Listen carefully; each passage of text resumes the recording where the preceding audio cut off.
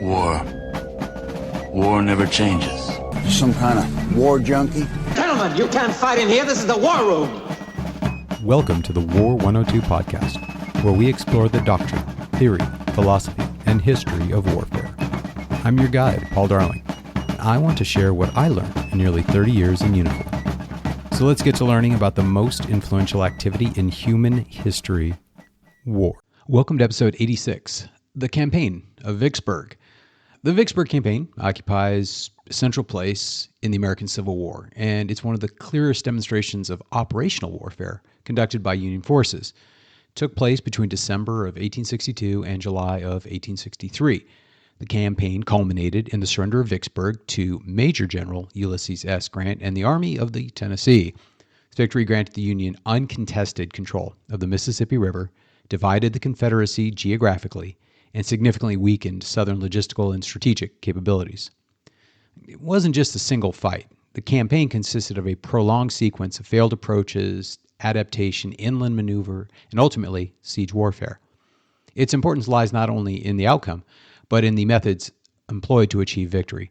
Grant's willingness to abandon conventional supply lines and exploit terrain, coordinate with naval forces, and defeat Confederate armies in the field before laying siege to Vicksburg marked a significant evolution in American military practice. So Vicksburg's value derived primarily from its geographical position rather than its size or industrial capability. Located atop steep bluffs overlooking a sharp bend in the Mississippi River, the city commanded river traffic through observation and artillery fire. Confederate guns emplaced on the heights could deny passage to Union vessels and effectively block the Mississippi as a Union-controlled transportation corridor. For the Confederacy, the Mississippi River served as an internal artery connecting the eastern states with the trans-Mississippi region, Texas, Arkansas, and western Louisiana, providing cattle, grain, and manpower essential to sustaining the Confederate armies. Maintaining control of Vicksburg allowed these resources to move eastward and kind of preserved a sense of the Confederate territorial integrity. Union leadership recognized that without control of the Mississippi River, the war could not be decisively won. President Abraham Lincoln repeatedly emphasized that the river must be opened to the sea. And from this perspective, Vicksburg represented not merely a military target, but a strategic linchpin whose capture would fundamentally alter the balance of the war. Union attempts to seize Vicksburg during 1862 revealed the limitations of direct assault against a fortified position supported by favorable terrain. Initial naval bombardments conducted by David Dixon Porter demonstrated that gunboats alone could not neutralize the batteries positioned high on the bluffs. The elevation of Confederate artillery reduced the effectiveness of naval fire and inflicted damage on Union vessels without decisive results. There's an old saying amongst naval theorists, a ship's a fool to fight a fort, and Vicksburg's early campaigns was certainly an example of that. Grant's first major land-based attempt involved an overland advance along the Mississippi Central Railroad. This operation relied on extensive supply lines vulnerable to Confederate cavalry. Raids led by Earl Van Dorn destroyed Union supply depot at Holly Springs, forcing Grant to abandon this campaign. The episode highlighted the fragility of linear logistics and underscored the difficulty of operating in hostile terrain without secure lines of communication. A subsequent joint Army-Navy effort sought to approach Vicksburg through the Yazoo River Delta. This operation culminated in the Battle of Chickasaw Bayou in December of 1862, where Union forces under Major General William T. Sherman encountered well-prepared Confederate defenders entrenched behind natural obstacles and supported by artillery. And, as predicted, the Union assault failed with significant casualties. Chickasaw Bayou confirmed that frontal attacks against prepared defenses were unlikely to succeed, and that Vicksburg could not be taken through conventional approaches. The eventual success of the Vicksburg campaign was inseparable from the leadership of Ulysses S. Grant. A graduate of the United States Military Academy at West Point, Grant had served competently in the Mexican-American War, gaining experience in maneuver warfare and logistics, and his post-war career, however, was marked by professional stagnation, financial difficulty, and resignation from the Army in 1854. The Civil War provided Grant with an opportunity to reestablish himself.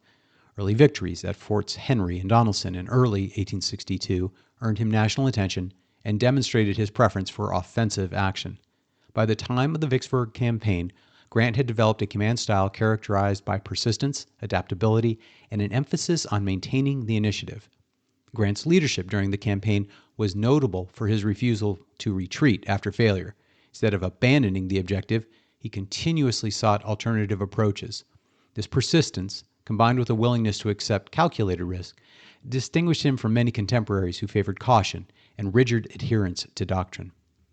One of Grant's most important subordinates was Major General William Tecumseh Sherman. Like Grant, Sherman was a West Point graduate and a Mexican War veteran. Prior to the Civil War, Sherman had worked in civilian roles, including serving as superintendent of the military academy in Louisiana. This experience gave him insight into Southern society and infrastructure that later proved invaluable. Sherman's early Civil War service was uneven. He experienced severe stress during his first independent command and was temporarily removed from leadership. Grant's continued confidence in Sherman was decisive in restoring his career. During the Vicksburg campaign, Sherman commanded a corps and participated in both the early failures and later successes of the operation. Sherman's role during the campaign was not limited to battlefield command. He contributed to planning, logistics, and the coordination of movements across difficult terrain. His close personal relationship with Grant fostered unity of purpose within the Union command structure, an advantage that contrasted sharply with Confederate command divisions.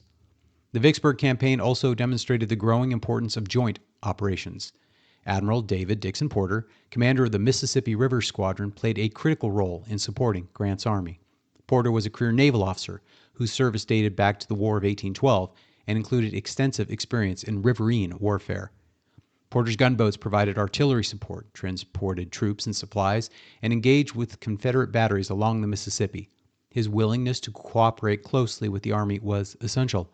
Rather than operating independently, Porter coordinated movements and timing with Grant, enabling complex maneuvers that neither service could have executed alone. The partnership between Grant and Porter was particularly evident in later phases of the campaign, when naval forces ran past Vicksburg's batteries and supported the river crossing south of the city. Their cooperation set an important precedent in future joint operations in American warfare. Confederate leadership at Vicksburg was hampered by divided authority and conflicting strategic priorities. Lieutenant General John C. Pemberton commanded the Department of Mississippi and East Louisiana. Born in Pennsylvania and educated at, you guessed it, West Point, Pemberton chose to serve the Confederacy, largely due to his wife's ties to the South. His northern origins, however, made him politically vulnerable and contributed to distrust among Confederate leaders and civilians. Pemberton's command was complicated by contradictory instructions. Confederate President Jefferson Davis viewed Vicksburg as indispensable and insisted that it be held at all costs. General Johnston, the Confederacy's senior commander in the region, favored maneuver and withdrawal to preserve the army rather than static defense of territory. Pemberton attempted to reconcile these opposing views, but lacked the authority and resources to do so effectively. The divided campaign structure would have profound consequences during the inland phase of the campaign, when rapid decision-making and unified strategy were essential. By early 1863, Grant recognized that conventional approaches to Vicksburg had failed. Rather than withdrawing, he initiated a series of experimental operations during the winter months, including canal digging projects and attempts to bypass the city through the bayous of the Mississippi Delta. Although these efforts failed tactically, they maintained pressure on Confederate forces and concealed Grant's ultimate intentions. And I gotta say, from a grunt's perspective, that just had to suck. Digging canals and wading through bayous of the Mississippi Delta, man, you got to feel for the troops who got subjected to those ultimate failures. However, these operations marked a transition in Grant's thinking. He began to move away from reliance on fixed supply lines and static operations, setting the stage for the bold maneuver that would define the next phase of the campaign. In the spring of 1863, Grant adopted the decisive operational concept that would define the Vicksburg campaign. Recognizing that direct approaches from the north were untenable, he chose to move his army south along the west bank of the Mississippi River and cross below the city. This plan required close coordination with naval forces and entailed significant risk, as it involved operating deep in enemy territory without secure supply lines. Admiral Porter's Mississippi River Squadron played a central role in this phase. On multiple nights in April 1863, Union gunboats and transports ran past Vicksburg's batteries under fire. Although several vessels sustained damage, the operation succeeded in positioning naval assets south of the city. This achievement enabled Grant to move his army across the river at a point beyond the reach of Vicksburg's strongest defenses. On 30 April of 1863, Union forces crossed the Mississippi River at Bruinsburg. The crossing represented one of the largest amphibious operations in American military history to that date. Grant made the deliberate decision to sever his army from traditional supply lines, choosing instead to live off the land. This decision reduced vulnerability to Confederate cavalry raids and allowed for rapid movement, but it also placed significant responsibility on subordinate commanders to maintain discipline and logistical efficiency. Once across the river, Grant moved decisively inland, placing his army between Confederate forces and their potential reinforcements. The terrain of central Mississippi strongly influenced the conduct of operations. The region consisted of rolling hills, dense forests, narrow roads, and deeply eroded ravines, all of which restricted both visibility and, of course, complicated movement. These conditions limited the massing of forces and artillery. Battles tended to develop along road networks and ridgelines, where even limited high ground could confer decisive advantage. Artillery commanders were required to adapt to these constraints by placing guns in small, flexible groupings rather than the traditional massing in grand batteries. Grant's emphasis on speed and maneuver prevented Confederate commanders from selecting favorable defensive positions. Instead, Confederate forces were repeatedly forced to fight on terrain chosen by the advancing Union Army. The first major engagement of the inland campaign occurred at Port Gibson. Confederate forces under Brigadier General John S. Bowen attempted to delay the Union advance by defending a series of ridges and road junctions south of the town. Bowen's troops relied heavily on terrain as they lacked the manpower and fortifications to conduct a prolonged defense. Confederate artillery was positioned to command narrow approaches, but the dense vegetation limited fields of fire. Union artillery advanced cautiously, and often under fire, to positions where even restricted firing lanes could be exploited. Batteries were frequently placed at road intersections and on cleared hilltops, where they could support infantry advances. Union forces eventually turned Bowen's flanks, forcing a withdrawal towards the Big Black River. The victory secured Grant's inland foothold and confirmed the effectiveness of maneuver, combined with flexible artillery placement. Following Port Gibson, Grant advanced northeast towards Jackson, Mississippi, recognizing the city's importance as a rail hub and administrative center. Confederate forces under General Joseph Johnston lacked sufficient strength to hold the city against the determined assault. Union artillery again played a key role in the capture of Jackson. Batteries were positioned along major approaches to shell defensive works, rail facilities, and supply depots. The bombardment disrupted Confederate organization and hastened the evacuation of the city. Artillery here functioned as an operational tool, denying Johnson the ability to coordinate reinforcements or threaten Grant's rear, rather than as a simple tactical device to attrit the Confederate defenses and forces. The fall of Jackson isolated Pemberton's army and eliminated the last significant Confederate concentration east of Vicksburg.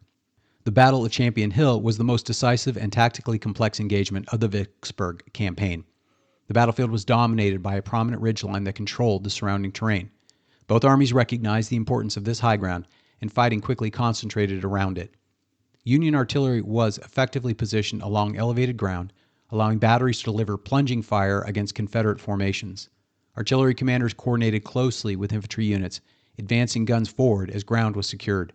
This maintained pressure on Confederate forces and prevented reorganization. Confederate artillery suffered from fragmented deployment. Batteries were committed piecemeal rather than massed, reducing their effectiveness against concentrated Union attacks. As Union infantry broke through the Confederate center, artillery fire exploited the breach and contributed directly to the collapse of Pemberton's line. The defeat at Champion Hill forced Confederate forces into a retreat and effectively ended any opportunity to defend Vicksburg outside its fortifications. The engagement at the Big Black River marked the final attempts by Confederate forces to halt the Union advance before Vicksburg. Pemberton's troops established a defensive line behind earthworks on the river's eastern bank, supported by artillery. Union artillery was rapidly brought forward to suppress the Confederate position. Batteries were placed to deliver direct fire into the earthworks, neutralizing defensive positions and demoralizing the defenders. The concentrated use of artillery, combined with aggressive infantry assaults, caused the Confederate line to collapse quickly. Union forces reached Vicksburg on May 18, 1863. Grant initially attempted to capture the city through direct assaults on May 19th and May 22nd. Both attacks failed, resulting in heavy casualties and demonstrating the strength of Confederate fortifications. Grant then transitioned to siege operations. Artillery again assumed the dominant role. Union engineers constructed extensive trench systems and protected gun emplacements on ridges and hills overlooking the city. Heavy artillery delivered sustained bombardment, while lighter field guns were advanced incrementally through the trenches. Naval artillery from Porter's gunboats complemented land-based fire, creating overlapping fields of bombardment from the river. Confederate artillery faced severe limitations: ammunition shortages, damaged gun platforms, and the inability to reposition. Inside Vicksburg, conditions deteriorated rapidly. Food shortages, disease, and constant bombardment weakened both soldiers and civilians. Many residents sought shelter in caves dug into the hillsides. Confederate relief efforts under Johnston failed to challenge Union superiority. By early July 1863, Confederate resistance had become untenable. On July 3rd, Pemberton opened negotiations with Grant. On July 4th, the Confederate garrison formally surrendered. Approximately 29,000 soldiers were captured, making it one of the largest surrenders in American history. Please note this was only one day prior to the Battle of Gettysburg. Between Vicksburg and Gettysburg, these two crushing defeats of the Confederacy marked the absolute turning point and the beginning of the end for the War of Secession. The fall of Vicksburg split the Confederacy geographically and crippled its logistics capability. It enhanced Northern morale and elevated Grant to national prominence, leading to his promotion to Lieutenant General and eventual appointment as General-in-Chief of the Union armies.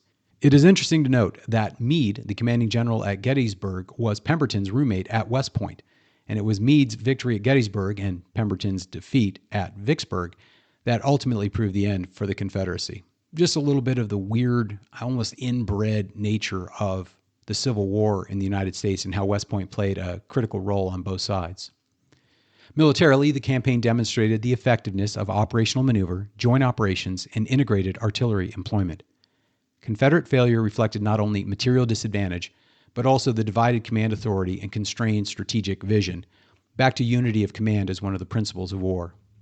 The Vicksburg campaign stands as a defining example of modern warfare principles as applied in the 19th century. Leadership, maneuver, terrain, sustained artillery dominance. Union forces achieved a victory that shaped the Civil War and shaped modern warfare. And these campaigns' lessons continue to inform military history and the professional education of military leaders today. Thanks for listening today. If you want to help the show, please share today's episode on any social media sites you can. Check out the War 102 Buzzsprout website for more information and to send me a message. And, of course, my thanks to the subscribers who help keep the show going. Hope you all join me next week. See you soon.